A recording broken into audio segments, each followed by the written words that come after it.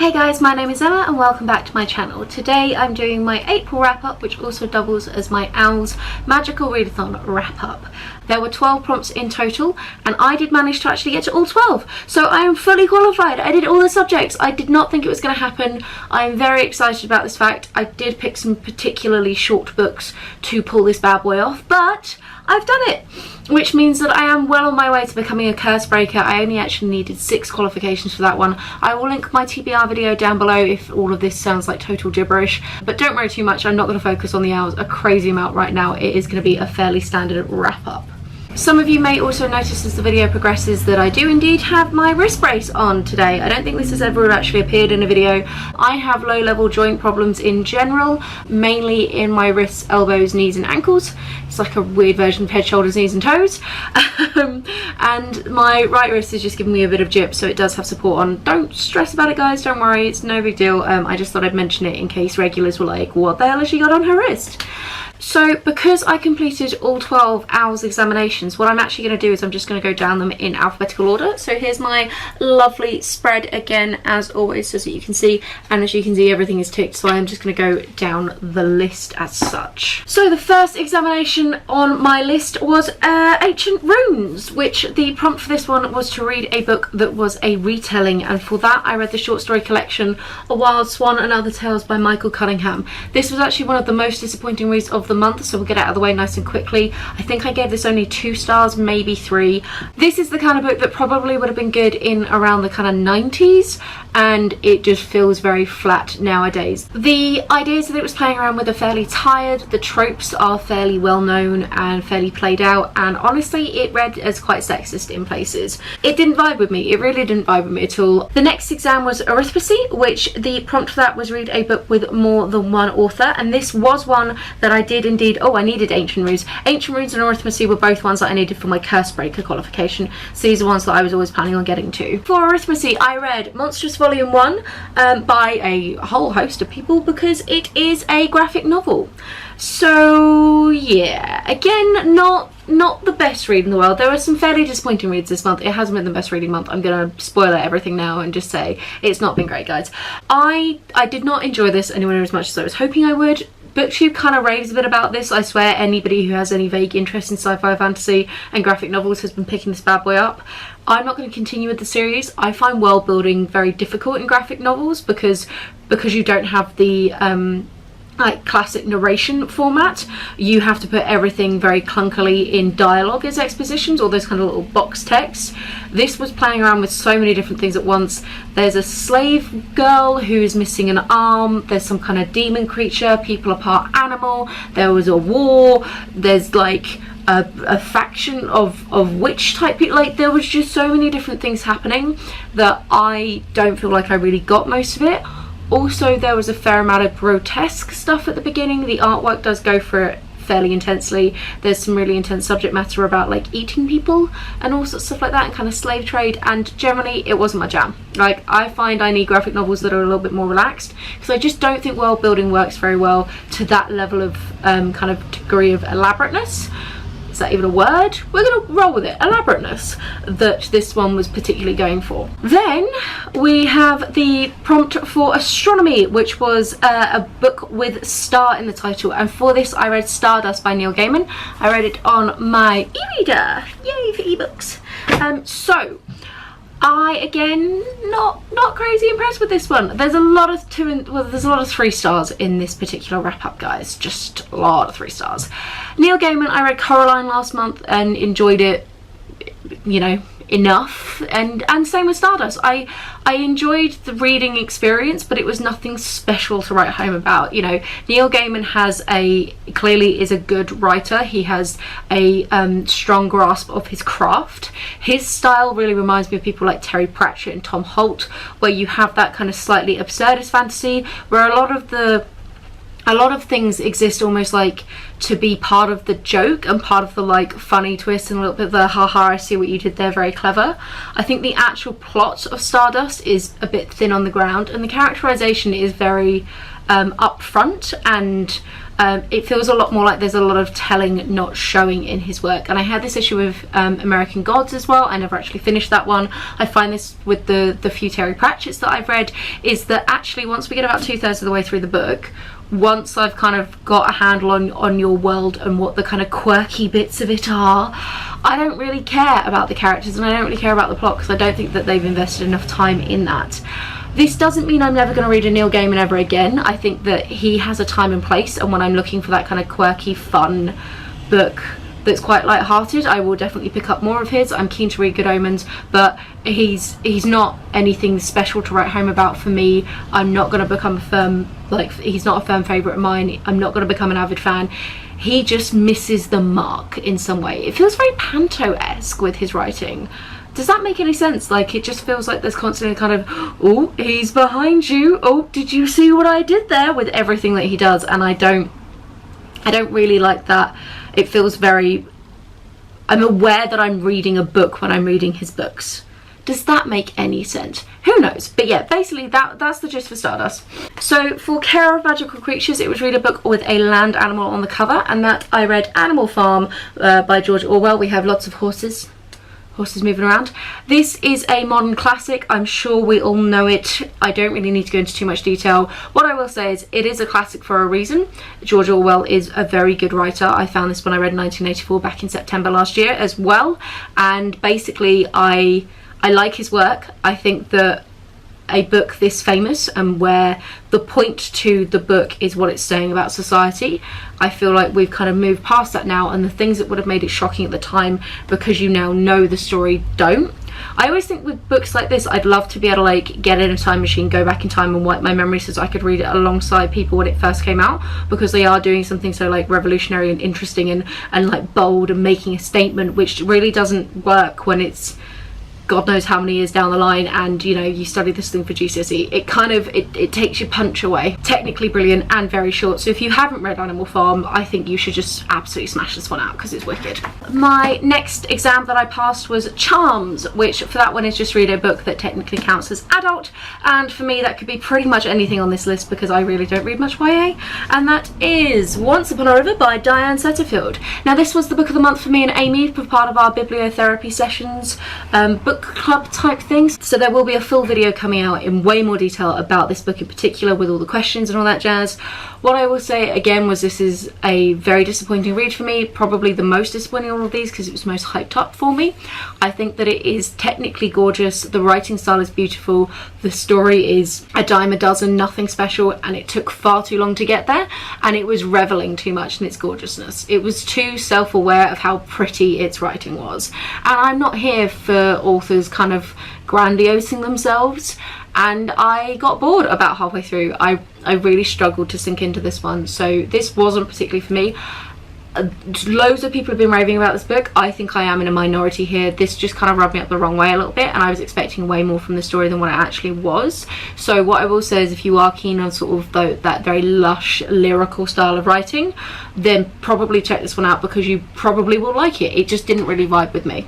That's such a gist for this month, is loads of these books, like there was nothing objectively wrong with them, they just didn't quite hit the mark for me, and I'm such a fussy reader when it comes to that kind of thing, so I'm not overly surprised, to be honest. So with everything that I'm saying, like, oh, this wasn't the best reading experience, they're all good books and I think people would enjoy reading them. They just didn't quite work for me this month. The next one was Defense Against the Dark Arts, and for that it was the Reducto spell, so you had to read a book which started with R, allowing for the to be at the front. And I read the incredibly hyped up The Raven Boys by Maggie Stiefvater. This is huge on BookTube, everybody knows it, everybody loves it. It is YA and it tells the story of, it's a bit strange actually, nobody ever really talks about the plot particularly on BookTube, but basically it's follows a ragtag group of teenagers where there are 4 boys and then this girl called Blue, who the boys have kind of got a pre-established friendship, and then Blue joins in partway through, and they are on the hunt for a dead Welsh king, and it's to do with magical realism and lines of power, and basically if you find this king he will grant you a wish. Alongside it there is a kind of thrillery aspect going on. I won't go into too much detail because I will spoil that. It was classic YA for me in that all the characters felt quite two-dimensional, but I'm kind of okay with that. Like, I struggle with YA at times. I don't think that it does invest anywhere near as much energy into its characters as I think it should.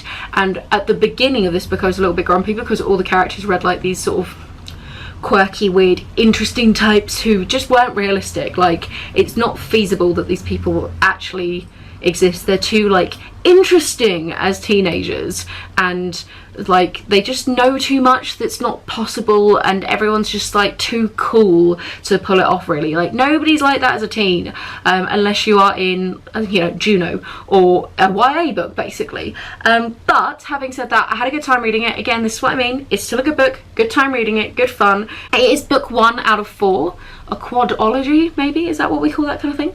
And I probably will continue with the series. I'm not jumping to go and get the next book, but I think YA definitely has a time and a place in my life, and it is really helpful for when life is very crazy, and life has been really crazy right now, so I really appreciated this book existing. It's taken me ages to get through these. I'm so sorry guys, this can be such a long video. Okay, so the last book that I actually read for the month was The Time Machine by H.G. Wells, and this was for my divination book because it was a book that is set in the future, and this is crafty because it's a classic book but it's still set in the future. The Time Machine, as I just said, is an absolute classic in the sci-fi kind of back catalogue. H.G. Wells is a titan when it comes to sci-fi. There have been so many movie adaptations of this bad boy, I barely even need to go into it, but what I will say is it is awesome and totally worth a read, and it's barely over 100 pages, so if you're keen on sci-fi, definitely check this book out. It is wicked. It gave me nightmares. I can't believe that. The Morlocks are so freaky the way he describes them. So The Time Machine is about, it's a framed narrative where a gentleman in Victorian England, because that's when it was written, is sitting down chatting to a bunch of intellectual types, and the time traveller, who we never get to know his name beyond that, is talking about his stint going into the future, essentially with his time machine. And he goes way into the future where we have a really weird world where we get these kind of very docile humanoid type creatures who are essentially livestock, and then you get these awful underground kind of humanoid type creatures called Morlocks who basically like breed them and go up and eat them. The Morlocks are awful. They're described in such a like skin tingling, just spine shuddering way, and it genuinely gave me a night terror. So kudos to H.G. Wells, like legit good book. So Herbology's prompt is read a book with a plant on the cover, and for that one I read Caitlin Doughty's From Here to Eternity.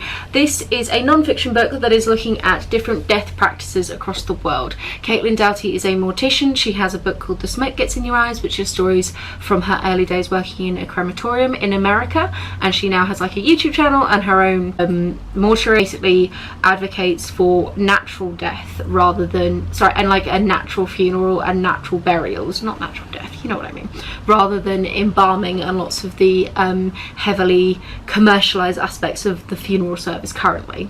This book bounces around a bunch of different cultures, and it was amazing, like just so amazing. This was definitely my favorite book of the entire month. 5-star read without fail. I kind of knew it was going to be a 5-star read. Caitlin Doughty is just an absolute tour de force powerhouse when it comes to non-fiction writing, and I can't fault this book. I really can't. I just found it so fascinating and so interesting, and we don't talk about death enough in our society, and some of the practices that the other cultures have just are amazing, just like so incredible and interesting and weird and quirky. And so definitely like this book was just, I'm literally speechless. I can't convey how much I enjoyed this reading experience. This was phenomenal. The first book I actually read of the month was my book for History of Magic, and that was just read a book that was published over 10 years ago, and that was Persuasions by Jane Austen. I technically started this one in March, but I got like less than 20 pages in and I then restarted it, and I actually did most of it on an audiobook, which I always find helps with classics. This is my second Jane Austen. I read Northanger Abbey back in January, and I definitely preferred Northanger Northanger Abbey, but having said that, this is still a really good time. Jane Austen tells the story of Anne Elliot, who is, I guess, a spinster. She has not married yet. She's one of 3 sisters. Her 2 other sisters have married, and she had this kind of slightly scandalous past with a sailor who she wanted to marry him, but his prospects were pretty terrible and they broke it off at last minute, and he's now back in her world, having made his fortune overseas, and it's about whether she gets a second chance or not. Honestly, I say it's about whether she got a second chance or not, but really they barely touch on the relationship between Anne and Captain... I can't remember his name, between Anne and the captain, which now makes it sound like the guy from How I Met Your Mother. Anyway, it kind of covers a lot of other stuff going on in there, but the thing that I love the most about Jane Austen is her dry wit and her real observational humour about high society in its Regency. She's not Victorian, it's Regency England, and this is filled with it in spades. It was the exact same reason why I liked Northanger Abbey. I'm assuming that it's going to be the same for pretty much all of her work. It was lovely, it's good fun, and it's quite short, so yeah, I'd really recommend it. And the audiobook is great, and the best thing about classics audiobooks is there are loads of different versions of them, so if you can't find one that you like, if you don't like one narrator, you'll probably find another one that you do like. For Muggle Studies, I read The Dinner List by Rebecca Searle, and this was the prompt was to read a contemporary. This was the one that I really didn't think I was going to get to, but I went on a bit of an ebook buying binge, and this was one of them. So again, read it on the old e-reader. I was not impressed with this book at all, particularly. It's really frustrating because, okay, let's do this properly. The basic premise of this book is the idea of, you know, that ultimate dinner party list that you have, where you could invite anybody that you wanted, living or dead, to be at your ultimate dinner party. And this is sort of the framework for this story going forward. So whilst it is a contemporary, there's the oddest element of magical realism in there, because our main character, Sabby, finds herself for her birthday at this phantom dinner party with Audrey Hepburn, her old philosophy professor, her estranged father who is now dead, her best mate who isn't, and her ex-boyfriend. As far as I'm concerned, that's a terrible, terrible dinner party list. That's not who would be on my list at all. And then the story kind of continues from there, and the idea is that it's really looking at the relationship between her and her ex-boyfriend Tobias, and what happened there and what went wrong. I'll tell you what went wrong. Tobias is a dick. Tobias is one of the most irritating characters I've ever had the misfortune of reading about. Every time he opened his mouth in the book, I was like, ugh, why are you talking?